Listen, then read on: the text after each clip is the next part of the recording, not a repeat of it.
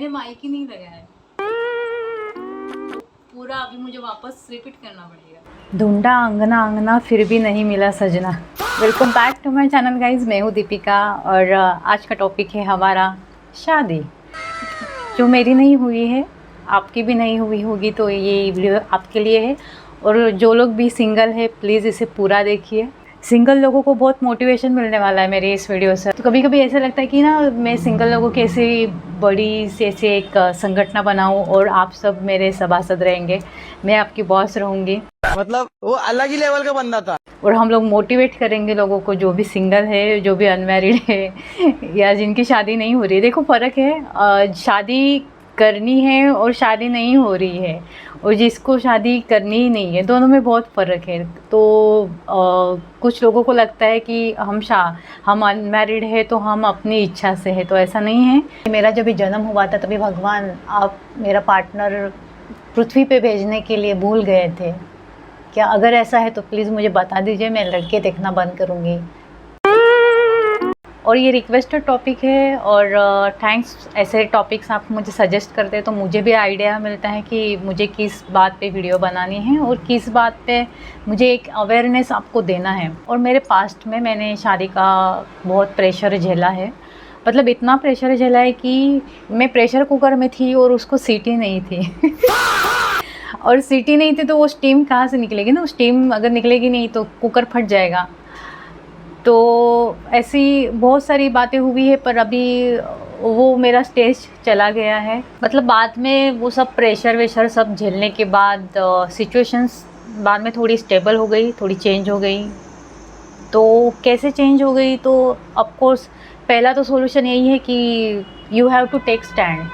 मतलब आपको लोगों से जो रिश्ते हैं वो नहीं तोड़ने हैं, आपको स्टैंड लेना है कि आपकी चॉइस क्या है, आपके एक्सपेक्टेशंस क्या है। अगर आपको कोई इंसान सही नहीं लग रहा है तो किसी की ज़िंदगी बर्बाद करके हमें क्या ही मिलेगा, राइट? तो अगर आप मुझसे पूछेंगे कि मेरे शादी का क्या प्लान है, तो मैं यही कहूँगी कि अगर मेरे नसीब में शादी होगी तो हो जाएगी, अगर नहीं होगी तो I will accept my path, I will accept my destiny and then show must go on, right? तो जो भी 25 साल के हैं, 30 साल के हैं, 40 साल के हैं, जो भी साल के हैं, आपने एक क्वेश्चन तो सोसाइटी से, समाज से एक्सपीरियंस किया ही होगा कि बेटा आप शादी कब करोगे। और शादी के बाद क्वेश्चन रहता है कि अब गुड न्यूज़ कब दे रहे हो। तो ये सवाल नहीं है, ये एक प्रेशर सिस्टम है जो ना आपको धीरे धीरे ना कंट्रोल करने लगती है। और आप उस कंट्रोल सिस्टम में इतने गुम हो जाते हो ना, आपको पता ही नहीं चलता है कि आपकी चॉइस क्या है और समाज की चॉइस क्या है। तो धीरे धीरे ना मुझे रियलाइज़ हुआ कि हम लोग एक ऐसी सोसाइटी में रहते हैं कि जहाँ पर है ना डिसीजंस हमारे चॉइस से नहीं होते, बल्कि जो भी डिसीजंस हमारे होते हैं वो सोसाइटी के एक्सपेक्टेशंस से हमारे डिसीजंस होते हैं। तो शादी एक रिश्ता है, कोई डेडलाइन नहीं है। ये कोई शादी कोई मंजिल नहीं है कि हाँ शादी हो गई तो आपको मंजिल मिल गई, नहीं। बहुत बड़ा रास्ता होता है शादी के आगे भी। एंड उनको मैं बता दूँ, अगर कोई लोग समझ रहे कि marriage is for sex, so please अगर आप ऐसे सोच रहे हो तो आप ये सोच के शादी मत करना, क्योंकि marriage is not only about sex, it's beyond that stage, it's about responsibility. शादी मतलब रिस्पॉन्सिबिलिटी आती ही है, जिम्मेदारी आपको लेनी है, दोनों को लेनी है। देखो रिश्ता, कोई शादी का रिश्ता तो एक मतलब साइकिल की तरह ही होता है। 2 पहिए हैं, 2 पहिए आपके चल रहे हैं तो आपकी साइकिल चलेगी, आपकी शादी चलेगी। उसमें से एक भी पहिया बंद हो गया तो वो साइकिल नहीं चलेगी। और बचपन से हमें सिखाया जाता है कि पढ़ाई करो, शादी करो, बच्चे पैदा करो, बस ज़िंदगी सेट है। तो क्या यही ज़िंदगी है?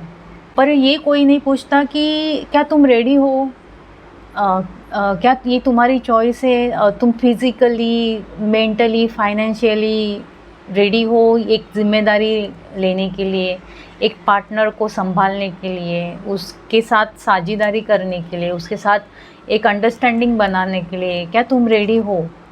एंड मुझे पर्सनली ऐसे लगता है कि शादी है ना एक कार्मिक बॉन्ड है, एक कर्मा रिलेशन होता है, जो भी कार्मिक पर्सन रहता है उसी से ही हमारी शादी होती है। और जिसकी शादी हो नहीं रहती है ना, वो कैसे भी होकर ही रहते, चाहे वो भाग कर क्यों ना हो, पर वो होकर ही रहते हैं। और जो शादी के लिए बना नहीं है, जिसके नसीब में शादी है ही नहीं, वो कितना भी ट्राई करे उसकी शादी नहीं होती। या यही मेरा पर्सनल एक्सपीरियंस है, ये भी मैंने भी एक्सपीरियंस किया है। और मैंने पर्सनली ऐसे लोग देखे हैं कि वो जीवन के अंत तक अनमैरिड थे, उनकी शादी नहीं हुई थी। And I believe in Karma.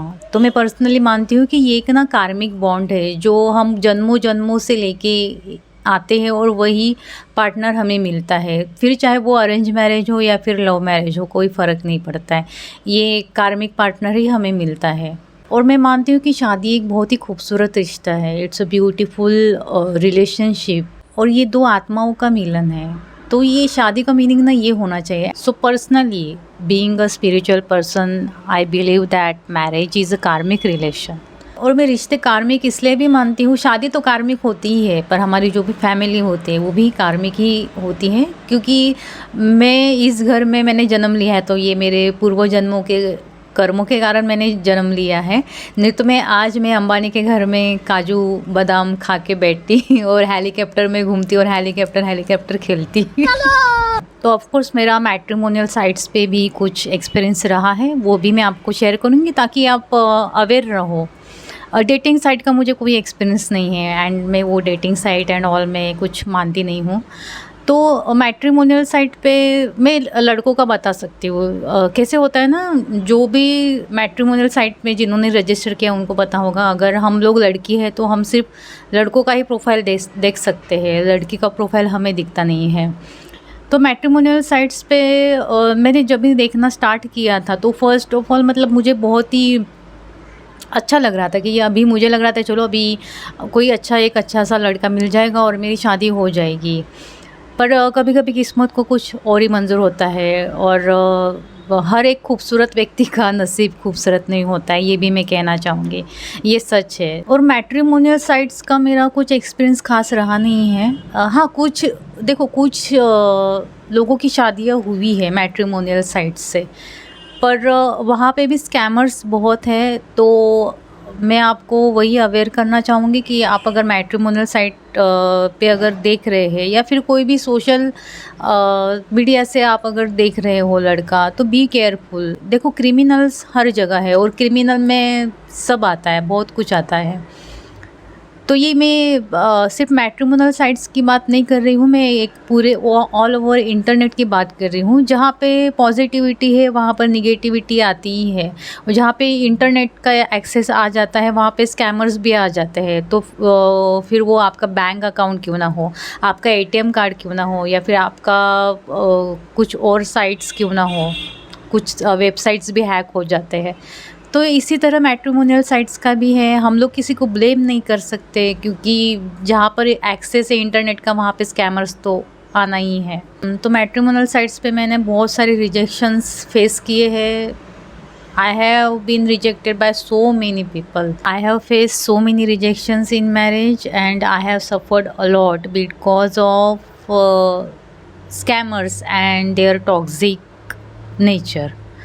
Toxic लोग भी बहुत है, सो इट्स हार्ड अभी के टाइम पे।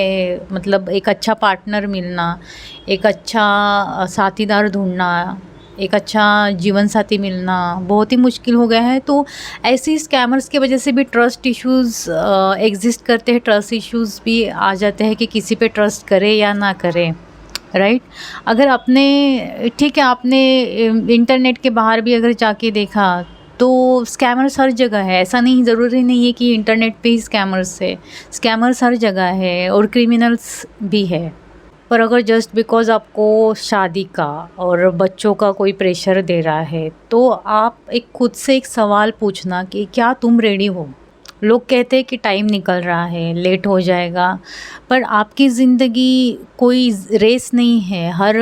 हर किसी का अपना अलग टाइम है, हर किसी का अपना अलग सफ़र है। शादी तब करो जब तुम्हें किसी के साथ जीना अच्छा लगे, ना कि तब कि आपको एक अकेले रहने का डर है ज़िंदगी भर, उसके लिए शादी नहीं करनी है। और शादी के बाद आते हैं ऑफ कोर्स बच्चे। तो एक बार तुमने शादी कर ली तो ऐसा मत समझना कि चलो अभी शादी कर ली, अभी कोई सवाल नहीं उठेंगे, अभी कुछ नहीं है, अभी हो गया, मैंने लोगों की विश कंप्लीट कर ली है। तो उसके बाद आता है नेक्स्ट स्टेप, आता है बच्चे। तो ये जो नेक्स्ट स्टेप है ना, ये नेक्स्ट स्टेप नहीं है, बच्चे नेक्स्ट स्टेप नहीं है। तो बच्चे कोई नेक्स्ट स्टेप नहीं होते, वो एक रिस्पॉन्सिबिलिटी है, जिम्मेदारी है। और ना मैं मानती हूँ बच्चे ना एक भगवान का स्वरूप होते हैं, बहुत ही खूबसूरत होते हैं बच्चे। मतलब बोलते हैं ना कि हर एक बच्चे में भगवान होता है, वो मैं बिलीव करती हूँ। लोग शादी तो कर लेते हैं पर है ना अंदर ही अंदर रिग्रेट करते हैं, पछताते हैं। और सबसे बड़ी बात, उस रिग्रेट का बोझ सिर्फ तुम नहीं, वो रिग्रेट का बोझ है ना आपका पार्टनर, आपके बच्चे ज़िंदगी भर सहते हैं। और ऑफ कोर्स बच्चों को तो वो बोझ ज़िंदगी भर उठाना पड़ता है। देखो एक बच्चा सिर्फ पैदा नहीं होता है, उसकी एक दुनिया होती है, उसके इमोशंस होते हैं, उसका फ्यूचर होता है। तो अगर तुम शादी के लिए रेडी नहीं हो ना, तो किसी और की ज़िंदगी को कॉम्प्रोमाइज़ मत बनाओ, किसी आने वाले बच्चे की, एक नए जीव की ज़िंदगी के बर्बादी का कारण मत बनो।